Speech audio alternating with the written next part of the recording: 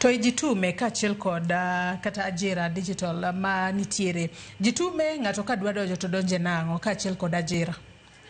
Wachak kod ajira. Lakini an agolra ok an achiel kuomgi. Ajira nigi online. First gin kod the hubs magigero. Kidhiyo Kisumu, kidhiyo Nairobi, kidhiyo Mombasa, kidhiyo kata Busia. Idhi yudo ka nitie kuonde magikete kuondegi mag piedhruok. Koro kidwaro donjo kuondegi inyalo donjo e ofisigi tineno courses magigolo kanyo tinyalo tiegrigo niwach gigolo courses mopogore opogore kuonde ma ng'ato nyalo tiegruoke. Mano number one. Kicheko website margi nitiere gin ga gi ondamo kata seche moko magikawo gacho madonje programs magi because gipuodho ga dweche 3 seche moko gidhi dweche 6. Tiyudo ka kantie kuonde moko ma ng'ato dwa somo to kawo ndalo mang'eny tiyudo ka gi partner kaka kod zone 1 makoro wan kod okani goni mondo konygi e puodho joge.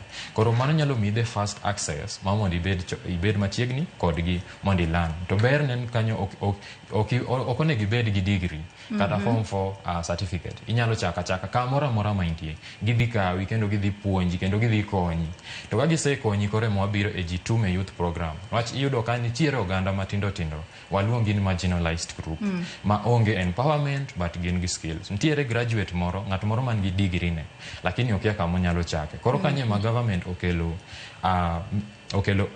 Jitume Youth Program ma en be mana bade matin mar ajira niwach iyudo kaka chantie community mang'eny mondo kony e puodho jogi mondo yud koro access to opportunities mondo gibe puodho gi nang'o Moses ng'ato nyalo bedo ka penjore ni puodho gi nang'o. Koro the way mokwongo michako puodhgi en puonjogi gimoni digitization ng'eyo kaka itiyo gi mbui digitization.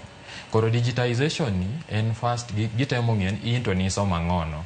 Nisomo agriculture, nisomo marketing. Matiende ni Jitume ni nyalo bedo ni en ng'at ma seche moko entiere kod degree mare kata seche moko ng'ato ne osomo kata bed accountant seche moko koro kata tich pod pok oyudo makare to nyalo dhi e Jitume kacha mar mondo mione kaka onyalo tiyo e mbui kapod omanyo kuma omakore godo kose kamano lakini nyaka gibed kodi mokwongo biging'eni kamirome e diergi. Koro kanye matemo luonge ni podhro kata giwuotho kodi gi mentorship niwach gidhi temo mondo gitim kabisa giatikishan gi match skills ma in kod gimisesomo cha kod gimitemo mondo iyudie kari ma konyruok iluonge gi dho ngere ni mentorship akia kaka nyalo kete maber gi dhowa.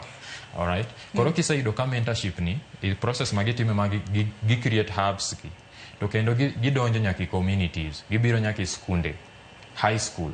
Inyalo yudo ka gikawo assume 1 kaka one Strive Creatives kata ginyalo kawo zone 1 Kisumu then gioro gi skunde mopogore opogore mostly high schools to nitie gimiluongo ni sensitization. Gitemo ng'iso gin sani nitiere gik moko munyalo timo e mbui, nitiere kaka unyalo bende loso picha mari e mbui, nitiere kaka onego iti gi mbui.